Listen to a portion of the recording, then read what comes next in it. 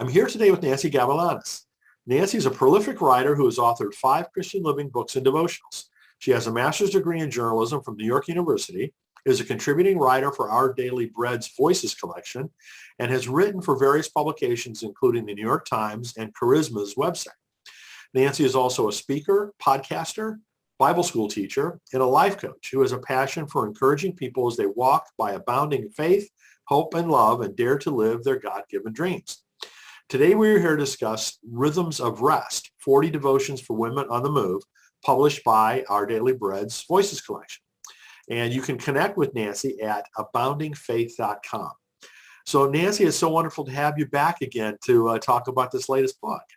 Brian, it's so good to see you and to be here with you. Thanks for having me back. It's always a pleasure and always good to catch up on, your new projects. So I'm really glad we're able to do that. So before we get into the new book, though, you've done so many other things. I'd really love for you to give folks an overview of your other books and your other work. Yes, well, thank you. Actually, the last time we were speaking was about a year ago, and that was the launch of Feisty Faith, Trusting God Day by Day, my 365-day devotional. And that was book 5 for me. I can't believe it. But so I've written 5, as you mentioned, 5 Christian living books and devotionals, and they have been a blessing to me, but also the readers. I've heard from pastors, wives, missionaries, chaplains, Bible school students, and Bible college students, as well as new believers who have been reading these books, including as I mentioned, there are 5 titles. So Waiting on God Well, How to Prevent Breaking Down on Your Way to Your Breakthrough. That was book 1. And there's a reason behind it. I'm going to share a little bit about why I started with the whole topic of waiting on God. But then the others encourage you in your faith and in your spiritual growth, including Abounding Faith. I've actually got all of them here. I'll show you, just give you a quick peek. Sure. Because there's so many. Well, actually, there's Crossing Your Jordan River as well. Here's the Waiting on God Well book. By Faith, Adventures and Reflections on Walking with God Here and Abroad. This is my testimony of how God called me. Here's Abounding Faith, the devotions, and this is Feisty Faith that we were talking about. So it's been a blessing, and I'm so glad that I can talk to you and other writers, aspiring writers who might be listening to this interview. God's been good. Excellent. So, congratulations on all that progress. It's always wonderful to see a writer be productive, and really get things out there that are on their heart. So you've done a great job with that. So the new book, Our Daily Bread's Voices collection, which has been led by our really good friend, Joyce Dinkins. Can you tell us a little bit about how you got involved in that? Sure. Let me give you a glimpse of Rhythms of Rest, 40 devotions for women on the move. And I am so delighted to be a contributing writer now for the Voices collection at Our Daily Bread. And it's been a blessing to work on this project. The lead author is Susan Johnson Cook, who's an accomplished author, a pastor. Her resume is so long.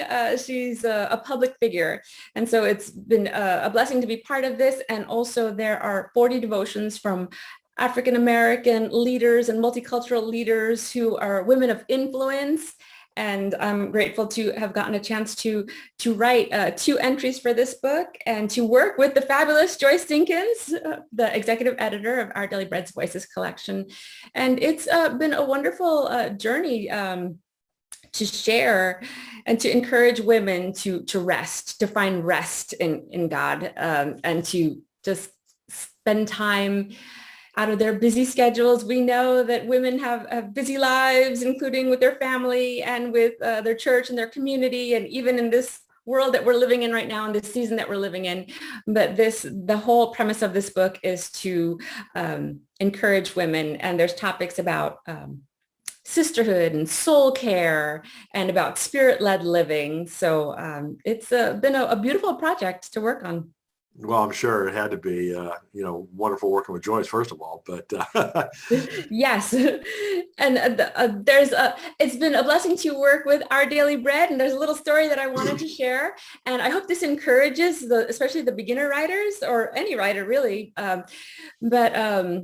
so the entries that I wrote, the two entries that I wrote, His Perfect Plans and Damascus Road, they have to do with my testimony. And if people aren't familiar, I very early on had a successful journalism career, and the Lord called me out of it. I got saved during one amazing week in Sydney, Australia, which I write about.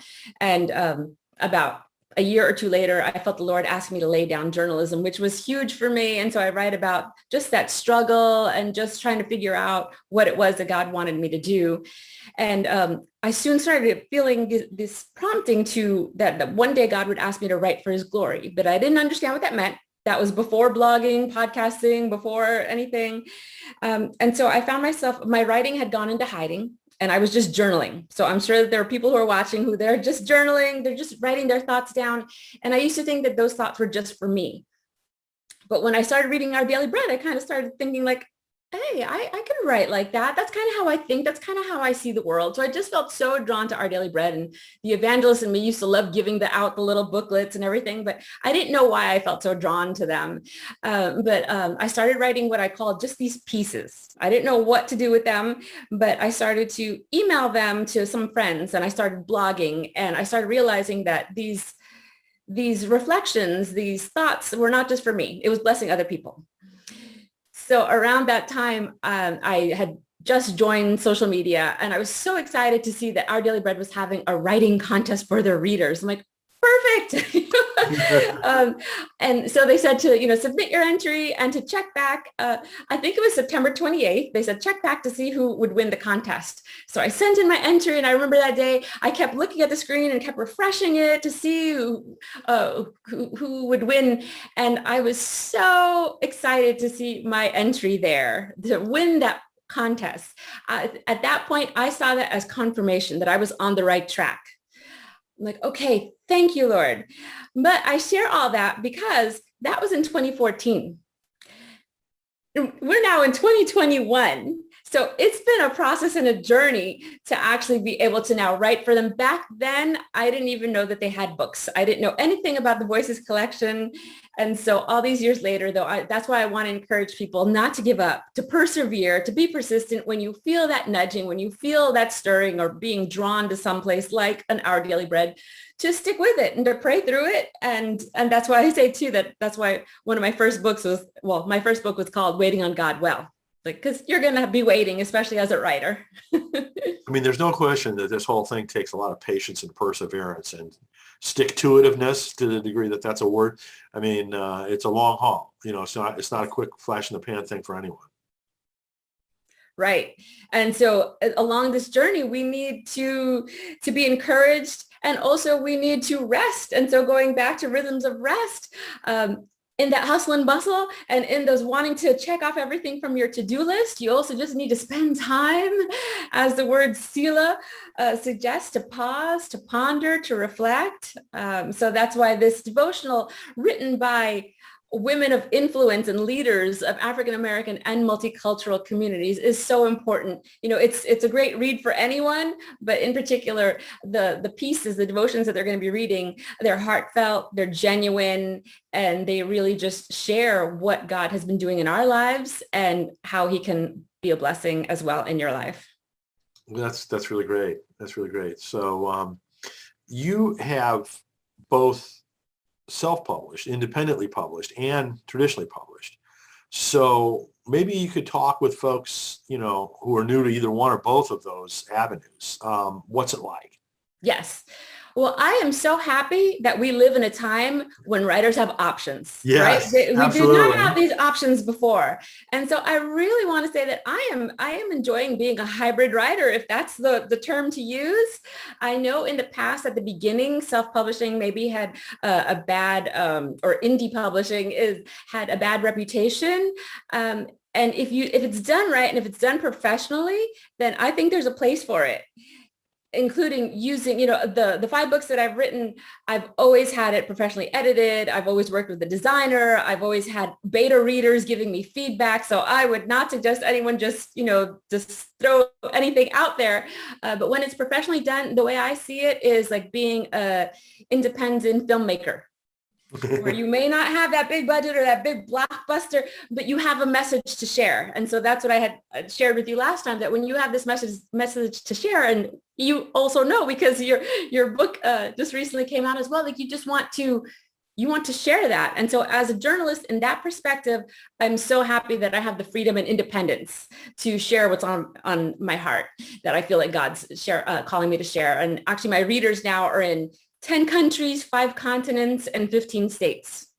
Wonderful. So it's growing. But now, having said all that, let's look at the traditional publishing route, which is a wonderful journey as well. And having come from the journalism background, having worked in newsrooms and magazines, I know the value of working with an experienced team, an editor, and working with someone as accomplished as Joyce Dinkins as well, and Our Daily Bread, just to be working with professionals and a team of marketers and editors. And that's a blessing in itself as well. So I just want to encourage the writers who are trying to choose their path. It's like, prayerfully decide. And it's really up to the individual. And I just encourage people, and I'm so grateful that we have those options. Mm-hmm, mm-hmm. So all of your books have been in English, correct? Yes. Have you thought about taking any of them to Spanish? I have thought about it. I would love to have my books translated into Spanish and other languages. Right now I've focused on the English side, but I really would love to have them translated. I've been asked to have them, and they've actually made it to a few countries, but all in English right now. So stay tuned. Okay, good. Well, I hope that works out. It'd be interesting. I'd be interested to hear from you, especially for your self-published version, what that ends up being like if you do, Spanish or other language versions of those. Right. Yes. And with Our Daily Bread too, who knows, they translate things. So who knows, Rhythms of Rest maybe will be picked up in different languages. Now, this is also Hispanic Heritage Month. It is. So, can you talk a little bit about that and how it relates to Latinx writers? Yes. Well, so Hispanic Heritage Month is September 15 to October 15, but I want to encourage people to celebrate it all year long. I always say, it's great to have awareness months, but guess what? Say Latinos are here all throughout the year. And so I want the writers that are listening, or the viewers really, to prayerfully take a look at their bookshelf and see how diverse it is. And Latino writers don't always get the big platform or the attention or the spotlight. And so I want to encourage people, not just now and depending on when they're watching it, not to forget Latino writers and Latino Christian writers on October 16, October 17. Right.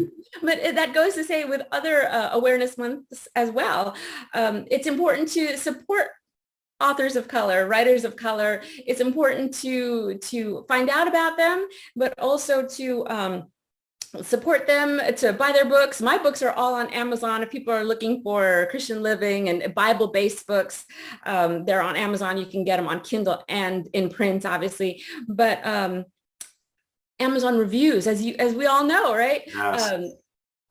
Following us on social media, just leaving a comment, telling others about us. It's so important. And I'm even wondering, I don't know, all the work that you do with publishing in color is wonderful. I wonder, do you have a list of recommended reads, and maybe based on the different awareness months? Like if people were looking for... I don't, based on the different awareness months. I've got like a part of the online bookstore has got a segment for publishing in color that has highlighted books from some of the authors who have spoken, or some of the publishing houses. But honestly speaking, it's not terribly broadly filled out. I'll be the first to admit that, I haven't spent as much time developing that further as probably what I should. But yeah, well, and so maybe it's an idea, but it's definitely all the work that you do. Thank you. Like, you don't just promote authors of color and spiritual authors of color just once a month. You do it all throughout the year. And I think we need more people like that who just, prayerfully just kind of expand, whether it's your home library or your church library or your community library, like actually try to find some diversity in your authors. I'm speaking to the viewers, not just you, and myself as well. And we all benefit from hearing from different voices, different perspectives, and we're out there. I think we're growing. Maybe we're a little few and far between, but we are out there. And so thank you for reminding people about Hispanic Heritage Month. And regarding the terms, whether you're Latina, Latino, Hispanic, Latinx, however you want to refer to yourself or to us, I think it's just important to have us in your library and to read some of the stuff that God's placed on our heart. Absolutely. Absolutely. And you're right. I mean, at least from my perspective, I've seen an increasing demand for books from writers of color.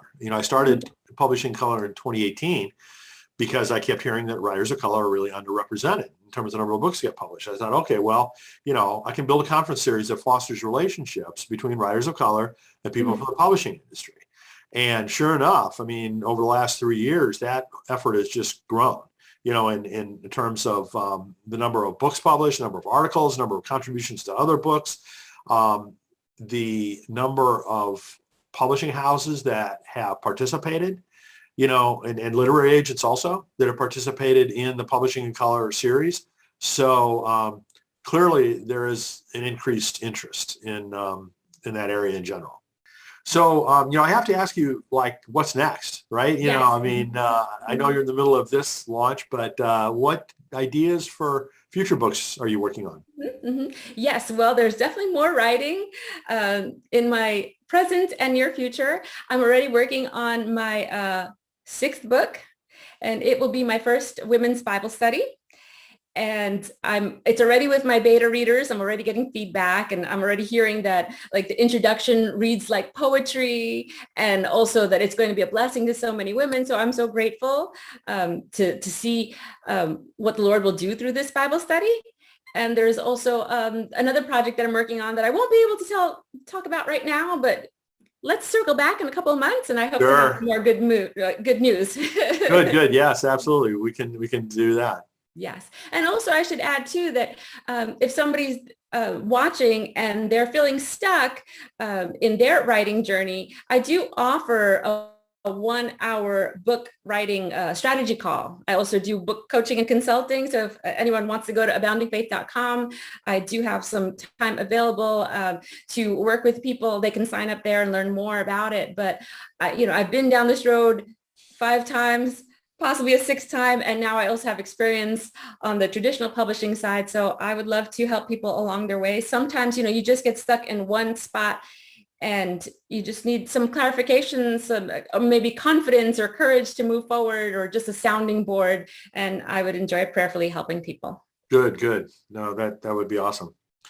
Well, Nancy, congratulations on yet another new project that's coming to fruition. And, thanks for sharing it with us. And best wishes going forward. Thank you. It's always a pleasure, Brian. God bless you in all your projects. And thanks so much. Thank you.